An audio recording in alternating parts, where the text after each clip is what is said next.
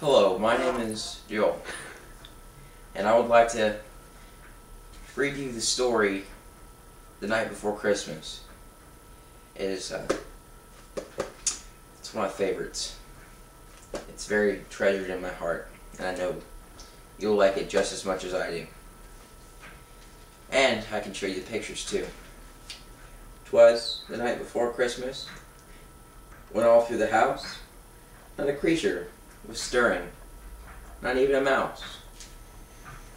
That's some lovely pictures right there, not gonna lie. The stockings were hung by the chimney with care, in hopes that St. Nicholas soon would be there. Now, that is the beautifulest, I don't know what that is, but it's very beautiful. You know what I'm saying? The children were nestled, all snug in their beds, while visions of sugar plums danced in their heads. Now, any sane person would know that that is impossible. And those kids aren't dreaming actually of that. It's basically impossible. But it's a story, so. And Mama in her kerchief and I in my cap had just settled down for a long winter's nap. When out on the lawn there arose such a clatter, I sprang from my bed to see what was the matter. Away to the window I flew like a flash, tore open the shutters, and threw up the sash. Now, I don't know what a sash is, but it sounds like a piece of clothing. That's just me. I don't have a Wikipedia to know what that is.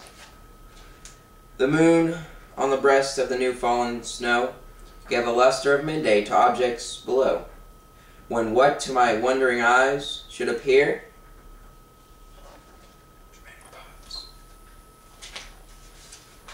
but a miniature sleigh and a tiny reindeer, with a little old driver so lively and quick, I knew in a moment it must be Saint Nick.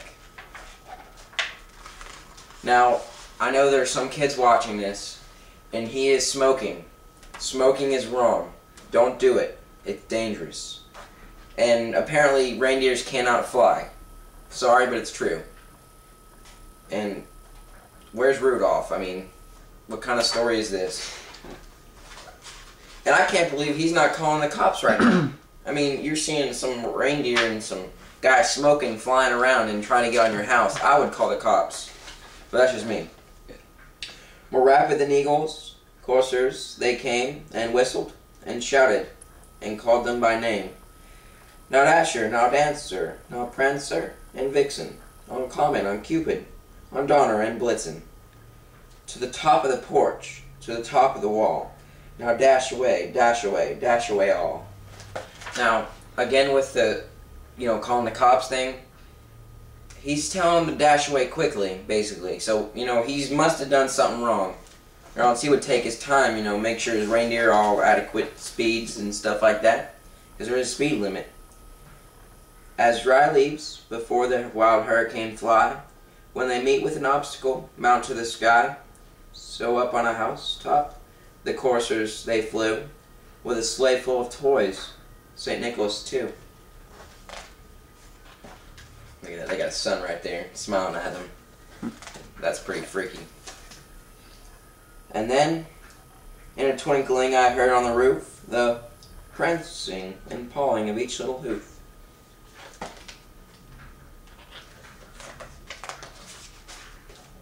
As I drew my head in, turning around, down the chimney, St. Nicholas came with a bound. That's some big tree. Oh, look at that. The page turned on me. I'm sorry, guys. It did it again. Look at this. It just wants to go forward. It's so excited. He was dressed all in fur from his head to his foot, and his clothes were all tarnished with ashes and soot. A bundle of toys he flung on his back, and he looked like a peddler just opening his pack. Now, I can tell you right now, I bet that all those toys were under the tree already. He's trying to steal them. He's a stealer. I mean, that's just a nice house. I mean, it's very beautiful. His eyes, how they twinkled, his dimples, how merry. His cheeks were like roses, his nose like a cherry. His droll little mouth, all drawn up like a bow, and the beard on his chin was as white as snow. The stump of a pipe he held tight in his teeth, and the smoke it encircled his head like a wreath. He had a broad face, a little round belly, that shook when he laughed like a bowl full of jelly. He was chubby and plump, a right jolly old elf, and I laughed when I saw him, in spite of myself. A wink of his eye and a twist of his head. Soon he gave me to know that I had nothing to dread. Now, any normal dog, like this beagle right here, would be barking his head off. And the cat even isn't afraid of him, but I guess that's Santa. Oh, also, you may not know this, but there's a mirror right there, and they're all looking at him. That's pretty freaky. You know, normally you'd see me in that mirror. You see me with, like, the cops right next to me with handcuffs about ready to, you know, take him in. He spoke not a word, but went straight to his work and filled all the stockings. Then he turned with a jerk. I mean, these animals right here are just playing with the toys. He's bribing them to be quiet. And laying his finger aside up to his nose, giving a nod up the chimney he rose. I'm not even going to show you that picture. It's not worth the time. He sprang to his sled. To the team he gave a whistle, and away they flew like a down of a thistle.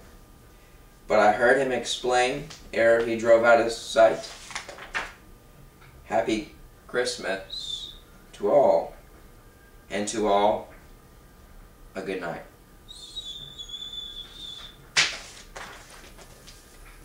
Now again, this is a fiction book. Do not take this into actual reality. This is fake. I mean, it's a made-up story. Do not believe in this. If I had another book, I would tell you to believe in this book and not this book, but unfortunately I don't have another book. Although there is a book under the camera that I'm, you know, looking at right now that it's about, you know, little baby Jesus, which is totally real. But this is not. So don't listen to this. Why did I just look up at the ceiling? I have no idea. No, Josh, click the button. Just click the button.